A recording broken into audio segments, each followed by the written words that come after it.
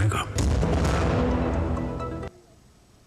Break के बाद स्वागत है आपका। आप देख रहे हैं डीटी न्यूज। आपको बता दें कि प्रधानमंत्री नरेंद्र मोदी ने मध्य प्रदेश के स्थापना दिवस के मौके पर शुभकामनाएं दी हैं। प्रधानमंत्री ने एक्स पर कहा है कि मध्य प्रदेश के अपने सभी परिवारजनों को राज्य के स्थापना दिवस पर मेरी हार्दिक शुभकामनाएं। विकास की नित नई ऊंचाइयों को छू रहा हमारा मध्य प्रदेश अमृत काल में देश के संकल्पों को साकार करने में अहम योगदान दे रहा है। मेरी कामना है कि ये राज्य प्रगति के पथ पर यूं ही निरंतर अग्रसर रहे। वहीं आज छत्तीसगढ़ का भी स्थापना दिवस है और प्रधानमंत्री नरेंद्र मोदी ने इस मौके पर बधाई दी है। कहा है कि छत्तीसगढ़ के अपने सभी भाइयों और बहनों को राज्य के स्थापना दिवस की ढेरों शुभकामनाएं। यहाँ के लोगों की जीवंतता इसे एक विशेष राज्य बनाती है। इस राज्य की संस्कृति को समृद्ध बनाने में हमारे आदिवासी युवाओं का, आदिवासी समुदायों का बहुत ही अहम योगदान है। प्रदेश की गौरवशाली परंपरा और सांस्कृतिक विरासत हर किसी को अपनी ओर आकर्षित करती है। मैं प्राकृतिक और सांस्कृतिक वैभव से परिपूर्ण छत्तीसगढ़ के उज्जवल भविष्य की कामना करता हूं। प्रधानमंत्री नरेंद्र मोदी ने हरियाणा के स्थापना दिवस पर भी बधाई दी है। प्रधानमंत्री ने एक्स पर कहा कि हरियाणा के अपने सभी परिवारजनों को राज्य के स्थापना दिवस पर मेरी हार्दिक शुभकामनाएं। इस प्रदेश ने हमेशा ही कृषि और रक्षा जैसे बड़े क्षेत्रों में देश को महत्वपूर्ण योगदान दिया है। यहाँ के युवा इनोवेशन की दुनिया में अपना परचम लहरा रहे हैं। मेरी कामना है कि विकास के हर मानदंड पर ये राज्य नए नए कीर्तिमान गढ़ता रहे। एक और छोटा सा ब्रेक के उस पार खबरों का सफर जारी रहेगा। देखते रहिए डीटी न्यूज। साल, बरस और सदी नहीं, एक युग गुजर जाएगा। उम्र न पूछो वंडर की, जब फर्क नजर आएगा। वंडर सीमेंट, फर्क नजर आएगा। ब्रेक के बाद स्वागत है। प्रधानमंत्री नरेंद्र मोदी ने अपने मन की बात कार्यक्रम में महाराष्ट्र के अकोला के निवासी मंगेश का जिक्र किया था, जिन्होंने प्रदूषित मोरना नदी को साफ करने में अपना योगदान दिया था। मंगेश ने मन की बात कार्यक्रम की सराहना करते हुए कहा कि इससे समाज में सकारात्मक बदलाव आता है। माननीय प्रधानमंत्री जी के द्वारा कही जाने वाली मन की बात जो उनका कार्यक्रम है, उसके 100 एपिसोड लगभग पूरे हो चुके हैं। ये एक अब नए साल में पदार्पण करने जा रहा है। काफ़ी प्रेरणादायी चीज़ें जो देश में सकारात्मक बदलाव हो रहे हैं, या उसके जो प्रेरणादायी कार्य है जो देश के किसी कोने में हो रहे हैं, उसको एक प्लेटफॉर्म पर लाने का कार्य माननीय प्रधानमंत्री जी द्वारा किया जाता है, जिसकी वजह से पूरे देश को एक सकारात्मक बदलाव लाने के लिए प्रेरणा मिलती रहती है। तो ये एक बहुत ही अच्छा कार्य उनके द्वारा, एक जनसंवाद का कार्य उनके द्वारा किया जाता है। महाराष्ट्र के मुख्यमंत्री एकनाथ शिंदे ने आज मराठा आरक्षण के मुद्दे पर चर्चा के लिए सर्वदलीय बैठक बुलाई है। दरअसल यहां मराठा आरक्षण की मांग जोर पकड़ चुकी है। पुणे में छत्रपति शिवाजी महाराज मार्केट यार्ड में श्रमिक संघ ने आज एक दिन के लिए बाजार बंद करने का आह्वान किया है। मराठा नेता मनोज जारांगे पाटिल मामले को लेकर पिछले 8 दिनों से अनशन पर बैठे हुए हैं। उनके समर्थन के लिए बाजार को बंद किया गया है। मराठा समुदाय लंबे समय से आरक्षण की मांग कर रहा है। 1980 के दशक में पहली बार महाराष्ट्र में आरक्षण की मांग ने आंदोलन का रूप लिया। इसके बाद साल 2016 से 2018 के बीच कई दौर में आंदोलन हुए। महाराष्ट्र सरकार ने साल 2018 में कानून बनाया और मराठा समुदाय को 16% आरक्षण दिया, लेकिन जब मामला बॉम्बे हाई कोर्ट पहुंचा तो कोर्ट ने इसे कम करते हुए सरकारी नौकरियों में 13% और शैक्षणिक संस्थानों में 12% का आरक्षण कर दिया। इसके बाद ये मामला सुप्रीम कोर्ट पहुंच गया और मई 2021 में कोर्ट की 5 जजों की संवैधानिक बेंच ने इस आरक्षण पर रोक लगा दी। और अयोध्या में भव्य राम मंदिर का निर्माण करा रहे श्री राम जन्मभूमि तीर्थ क्षेत्र ट्रस्ट ने 5 नवंबर को होने वाली अक्षत पूजा के लिए 100 कुंटल चावल मंगाया है। पूजा के बाद इसे देश भर में राम भक्तों के बीच बांटा जाएगा। 1 कुंटल पिसी हुई हल्दी और देसी घी का भी ऑर्डर दिया गया है। दरअसल प्राण प्रतिष्ठा दिवस समारोह में लोगों को आमंत्रित करने के लिए 5 नवंबर से 45 दिन तक ट्रस्ट की ओर से निमंत्रण के प्रतीक के रूप में अभियान के तहत पवित्र अक्षत बांटे जाएंगे। फिर उन्हें देश भर के सभी मंदिरों में पहुंचाया जाएगा। ये पवित्र अक्षत ट्रस्ट की ओर से निमंत्रण के प्रतीक होंगे। 1 जनवरी से 15 जनवरी 2024 तक कार्यकर्ता पूजित अक्षत के साथ हर गांव, मोहल्ले और बस्ती में जाएंगे और सभी को 22 जनवरी को अयोध्या पहुंचने का औपचारिक निमंत्रण देंगे। और अब खबरें देखेंगे चुनावी राज्यों से।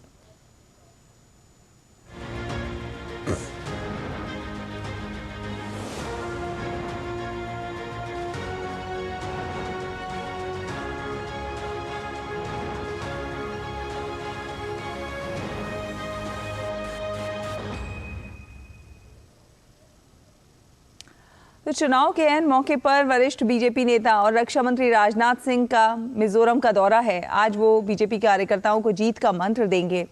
7 नवंबर को मिजोरम में चुनाव है और उससे पहले बीजेपी समेत तमाम दलों के नेताओं ने प्रचार अभियान में पूरी ताकत झोंक दी है।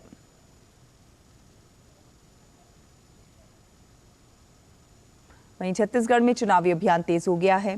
इस बीच कांग्रेस के राष्ट्रीय अध्यक्ष मल्लिकार्जुन खड़गे आज छत्तीसगढ़ जाएंगे, जो सुकमा की कोंटा और महासमुंद में आम सभा करेंगे। इस दौरान उनके साथ मुख्यमंत्री भूपेश बघेल भी मौजूद रहेंगे। पहले चरण में बस्तर संभाग के 12 सीटों पर मतदान होंगे। फिलहाल सभी सीटों पर इस समय कांग्रेस का कब्जा है। मध्य प्रदेश के महासंग्राम की बात करें तो आज भी यहां पर कई दिग्गज चेहरे और स्टार प्रचारकों की फौज चुनावी रण में देखने को मिलेगी। मौजूदा मुख्यमंत्री शिवराज सिंह चौहान एक बार फिर से सत्ता में लौटने की चाहत के लिए ताबड़तोड़ चुनावी रैलियां कर रहे हैं।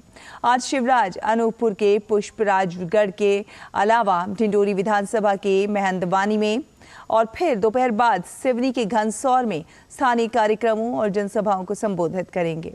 इसके अलावा बीजेपी के लिए केंद्रीय मंत्री और प्रदेश चुनाव प्रभारी भूपेंद्र यादव और केंद्रीय मंत्री प्रहलाद पटेल सागर में बीना विधानसभा के भानगढ़ में सभा करेंगे। खुरई और बंडा विधानसभा के ग्राम शाहगढ़ में बैठक लेंगे। विदिशा की सिरोंज विधानसभा में भी रैली का आज कार्यक्रम है।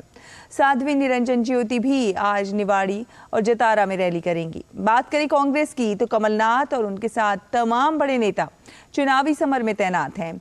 कमलनाथ आज नरसिंहपुर और सागर का दौरा करेंगे और करेली समेत कई एक इलाकों में रैलियां करेंगे। मध्य प्रदेश विधानसभा चुनाव के लिए प्रचार ने रफ्तार पकड़ी हुई है। मध्य प्रदेश चुनाव में बीजेपी को वोट देने के लिए मतदाताओं के पास अब ब्रिटेन, अमेरिका सहित कई देशों से फोन आ रहे हैं। ये फोन विदेशों में बसे बीजेपी के कार्यकर्ता ही कर रहे हैं। आपको दिखाते हैं हमारे संवाददाता अजीत द्विवेदी की यह खास रिपोर्ट।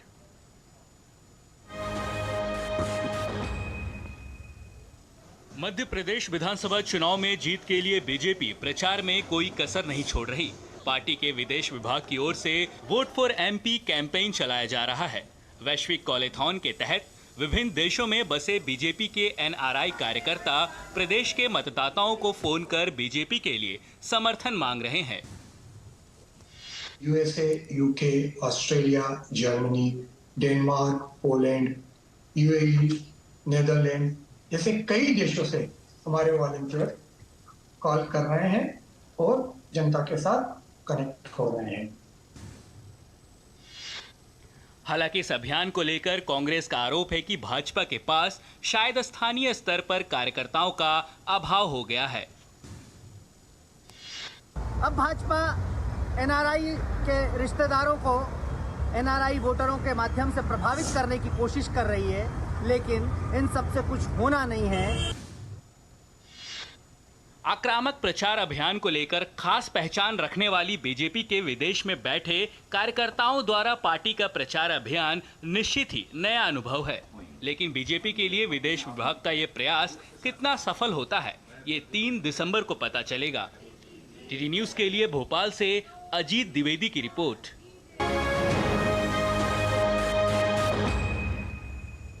और इस बीच कांग्रेस नेता राहुल गांधी आज तेलंगाना में अपनी पार्टी के प्रत्याशियों के लिए प्रचार करेंगे। राहुल हर रैली में तेलंगाना की केसीआर सरकार पर हमला बोल रहे हैं और कह रहे हैं कि चुनाव के बाद जैसे ही कांग्रेस की सरकार आएगी, तेलंगाना के सच्चे भविष्य और सच्चे सपने की शुरुआत होगी। तो उधर तेलंगाना के मुख्यमंत्री केसीआर कांग्रेस का मजाक उड़ा रहे हैं। सूबे की 119 विधानसभा सीटों के लिए एक ही चरण में 30 नवंबर को मतदान होगा।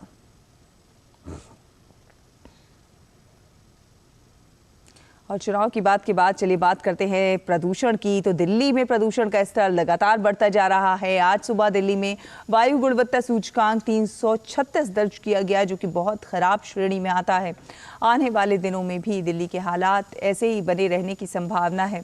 प्रदूषण बढ़ने से लोगों को कई एक परेशानियों का भी सामना करना पड़ रहा है। पॉल्यूशन का स्तर तो बहुत हो गया है, मतलब नवंबर के हिसाब से मतलब अच्छा खासा हो गया। इतना एक्सपेक्ट नहीं हो रहा था कि इतना हो जाएगा। महसूस हो रहा है छाती में जैसे कैसे ही वो दम घुट रहा है, क्या कर खांसी नहीं जा रही, खांसी सी आ रही है। यंग है उनको तो ज़्यादा फर्क पड़ता नहीं है, जो जिनका एज ज़्यादा है उन लोगों को ज़्यादा फर्क पड़ रहा है, और सांस लेने में थोड़ा दिक्कत तो सभी को महसूस हो ही रही है। जितना कंफर्टेबली आप बाकी महीनों में भाग पाते हो, जून जुलाई अगस्त के टाइम पे, तब ह्यूमिडिटी ज़्यादा रहती है, लेकिन जितना आप कंफर्टेबली तब रहते हो उतना बिल्कुल अभी फील नहीं होता है। आँख में जलन है, जैसे ही मैं आज सुबह घर से बाहर निकला तो सर में दर्द हुआ, सर भारी हो जाता है। मास्क भी काम नहीं आ रहे, मैं बोलूँ तो आज तो काफ़ी ज़्यादा, कि कल ही मैंने पढ़ा था कि पराली 7 टाइम्स ज़्यादा बढ़ गई एक ही दिन में। और केंद्रीय वित्त मंत्री निर्मला सीतारमण आज से श्रीलंका की 3 दिवसीय यात्रा पर रहेंगी। श्रीलंका में भारतीय मूल के तमिलों के आगमन के 200 वर्ष पूरे होने के अवसर पर श्रीलंका सरकार द्वारा आयोजित नाम 200 सम्मेलन को संबोधित करेंगी। समारोह में श्रीलंका के राष्ट्रपति रानिल विक्रमसिंघे और प्रधानमंत्री दिनेश गुणवर्धने भी शामिल होंगे।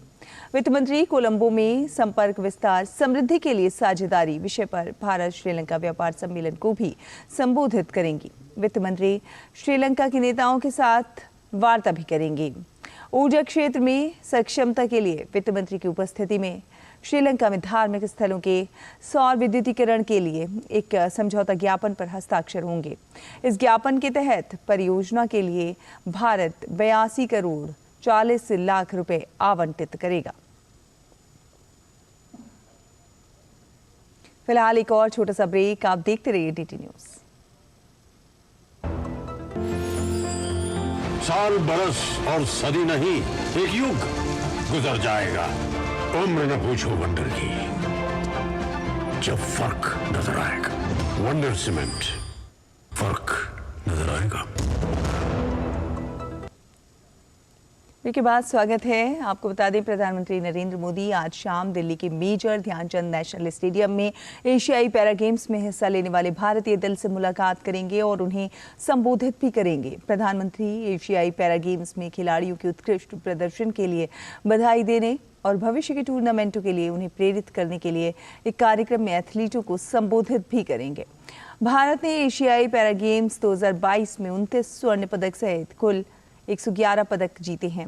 पदकों की ये कुल संख्या 2018 में किए गए पिछले सर्वश्रेष्ठ प्रदर्शन की तुलना में 54% अधिक है। और बात करते हैं बात करते हैं खेलों की। गोवा में 37वें राष्ट्रीय खेलों का आयोजन किया जा रहा है। खिलाड़ियों के दमदार प्रदर्शन के साथ साथ इस बार के राष्ट्रीय खेलों का शुभंकर मोगा खेल प्रेमियों के आकर्षण का केंद्र बना हुआ है। गोवा के लोग इस मोगा को काफी पसंद कर रहे हैं।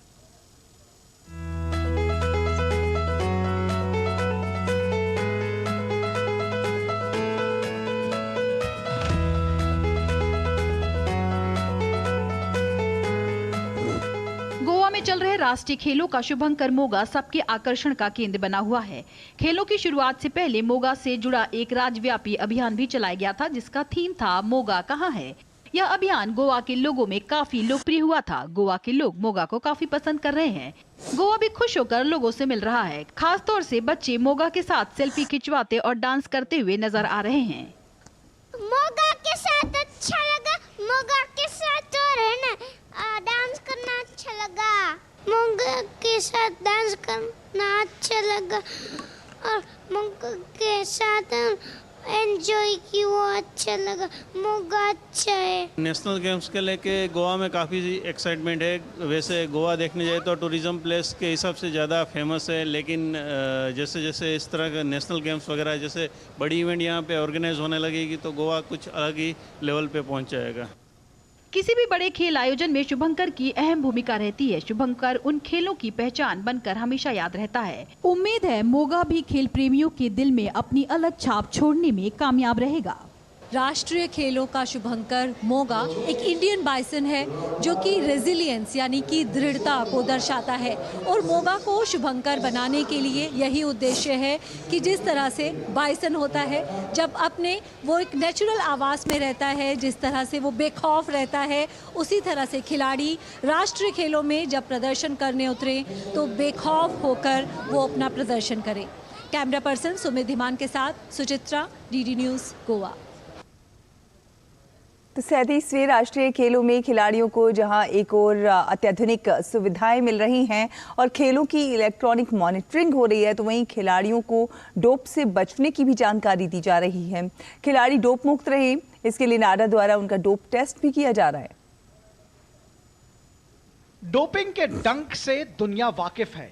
डोपिंग से बड़े बड़े खिलाड़ियों का करियर तबाह हो गया, जिनमें कई नामचीन अंतर्राष्ट्रीय खिलाड़ी भी शामिल हैं।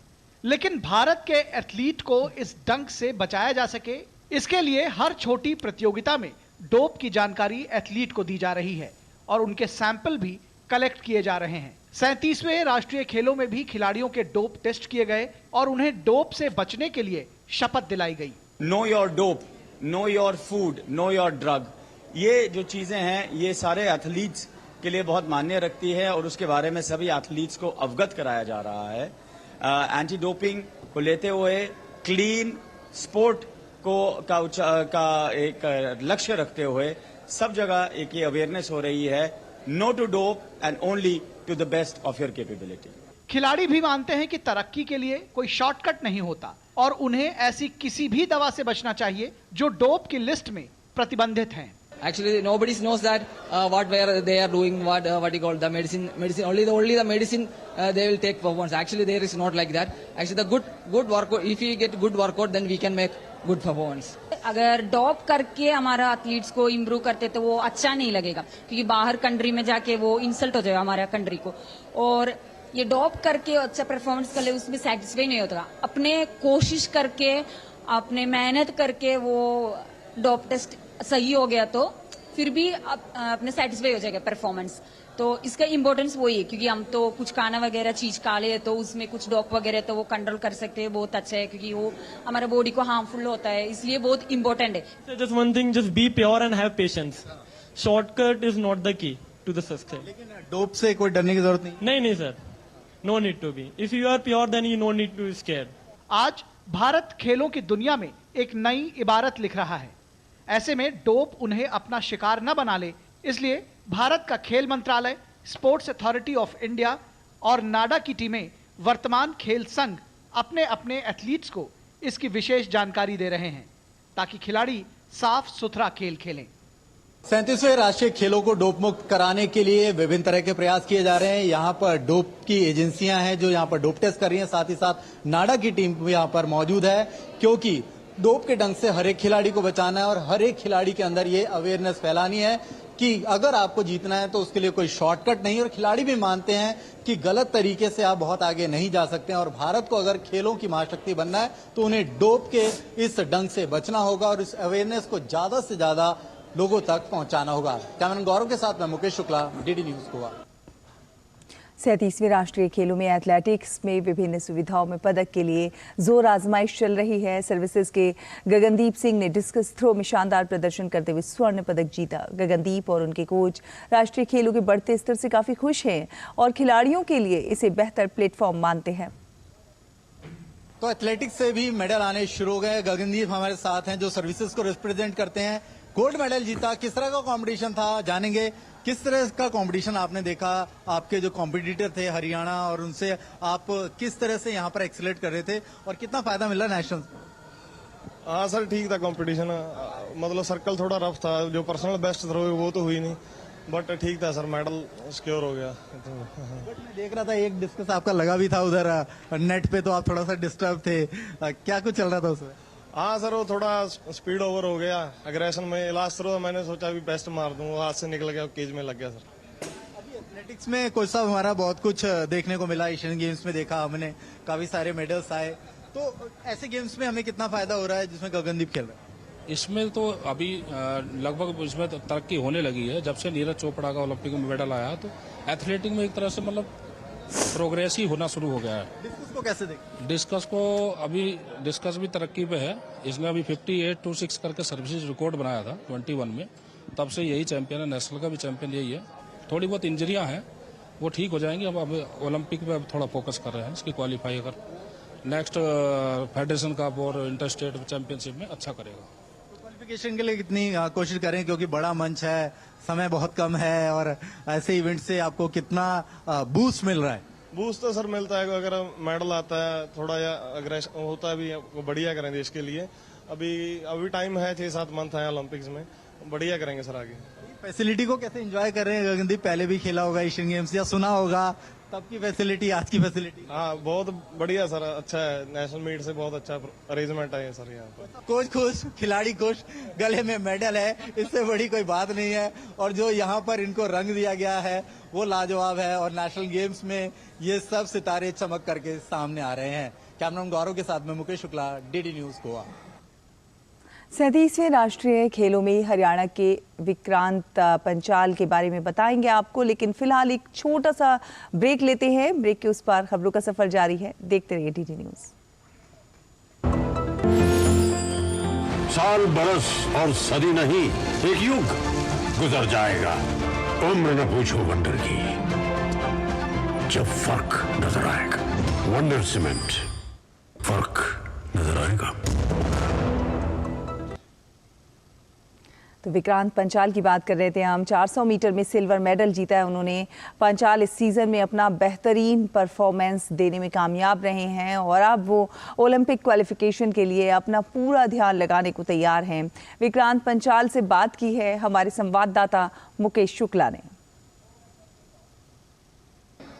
तो नेशनल गेम्स में एथलेटिक्स एरेनाज में भी मेडल आ रहे हैं, और हरियाणा के विक्रांत पंचाल हमारे साथ हैं, जिन्होंने ये रेस जीती, सिल्वर मेडल जीता। विक्रांत, कितनी खुशी की बात है, आप लगातार काफी टाइम से compete कर रहे हैं और ये सिल्वर फाइनली आपकी झोली में, और आपका 1 मंथ का ये कंसेक्यूटिव जो सेशन है बहुत अच्छा रहा। सर, मैं कहना चाहूंगा कि जो मेरा लास्ट कंपटीशन था उसमें मेरी बॉडी टायर्ड हो गई थी, तो मैं उसमें अच्छा नहीं कर पाया था।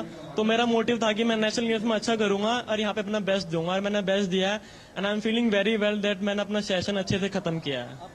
बता रहे थे, देख रहा था मैं, कुछ फ्रिक्शन से चूक गए गोल्ड से, तो क्या स्ट्रेटेजी थी वो मैं थोड़ा सा मिस कर गया।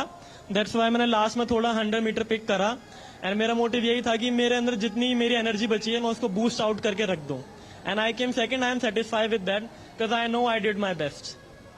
हमने आमतौर पे देखा जिस तरह से हमारा एक स्पीड अप हुआ है, अभी हमने कॉमनवेल्थ में देखा, एशियन गेम्स में हमारे एथलीट अब रिकॉग्नाइज हो रहे हैं इंटरनेशनल पोडियम पे, कितनी बड़ी बात है आप जैसे यूथ? सर, ये बहुत बड़ी बात है, और जो हमारे यूथ है उनको आने वाले के लिए मोटिवेशन भी मिलती है। और मैं कहना चाहूंगा कि प्लीज अपने बच्चों को सपोर्ट कीजिए, क्योंकि जो एथलेटिक्स है वो पेशेंस मांगती है। क्योंकि जो आजकल के एथलीट हैं वो 1-2 कंपटीशन लूज होने के बाद वो सोचते हैं कि हम गिव अप कर दें, but we don't need to give up. Give up मत कीजिए, आपका टाइम आएगा, एक दिन जरूर आएगा। डोप बराबर लिया जा रहा है, सबके डोप टेस्ट भी हो रहे हैं, वो कितना इंपॉर्टेंट हो जाता है अभी से? Just one thing, just be pure and have patience.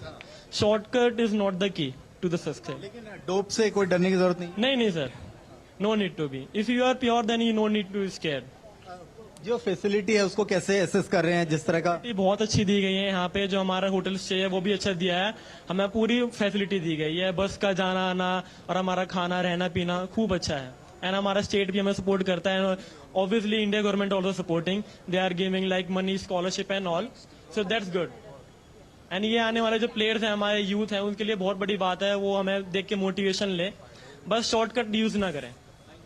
दोस्तों, ये देखिए, ये यूथ हैं जो लगातार मेडल जीत रहे हैं, और इन्होंने बड़ी बात कही कि डोप से डरने की जरूरत नहीं है, क्योंकि विनर के लिए कोई शॉर्टकट नहीं होता, हार्डवर्क होता है, और हार्डवर्क हमेशा पे करता है।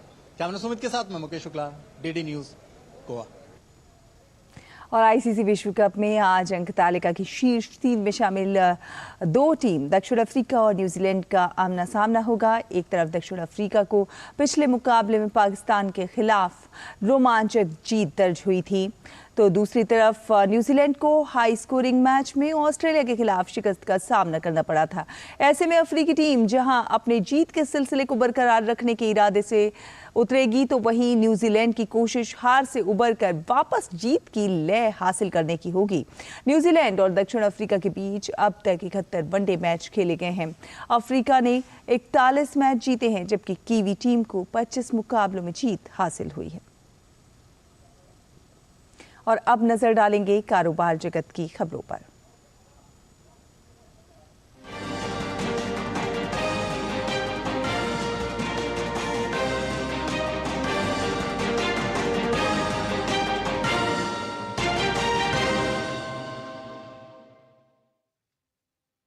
केंद्रीय वित्त मंत्री निर्मला सीतारमण आज से श्रीलंका की 3 दिवसीय आधिकारिक यात्रा पर जाएंगी। यात्रा के दौरान वित्त मंत्री 2 नवंबर को सुगाथादासा इंडोर स्टेडियम में श्रीलंका में भारतीय मूल के तमिलों के आगमन की 200वीं वर्षगांठ मनाने के लिए श्रीलंका सरकार द्वारा आयोजित NAAM 200 में गेस्ट ऑफ ऑनर के रूप में मुख्य भाषण देंगी, जो भारत मूल के तमिलों के श्रीलंका आगमन की 200वीं वर्षगांठ का प्रतीक है। सरकार ने देश में उत्पादित कच्चे तेल पर अप्रत्याशित लाभ कर बढ़ा दिया, जबकि डीजल निर्यात पर कर में कटौती की गई। आधिकारिक अधिसूचना के अनुसार घरेलू स्तर पर उत्पादित कच्चे तेल पर विशेष अतिरिक्त उत्पाद शुल्क या SAED के रूप में लगाया जाने वाला कर 9,050 रुपए प्रति टन से बढ़ाकर 9,800 रुपए प्रति टन कर दिया गया है। भारतीय रिजर्व बैंक के मुताबिक सितंबर में उद्योगों को दिए जाने वाले ऋण की वृद्धि दर में गिरावट रही, जबकि कृषि तथा सेवा क्षेत्रों में सुधार दर्ज किया गया। केंद्रीय बैंक के आंकड़ों के मुताबिक आवास के लिए कर्ज में नरमी होने के कारण सितंबर 2023 में व्यक्तिगत ऋण वृद्धि भी घटकर सालाना आधार पर 18.2% रह गई। यह एक साल पहले इसी माह में 19.4% थी। कीमतों में नरमी और त्योहारी सीजन के कारण कैलेंडर वर्ष 2023 की तीसरी तिमाही के दौरान देश में सोने की मांग में 10% की वृद्धि रही है। बीती तिमाही में ज्वेलरी की मांग 7% बढ़कर 155.7 टन रही है, जो पिछले वर्ष समान अवधि में 146.2 टन थी। इसी प्रकार सोने की छड़ और सिक्कों की मांग 20% बढ़कर 54.5 टन रही है, जो पिछले वर्ष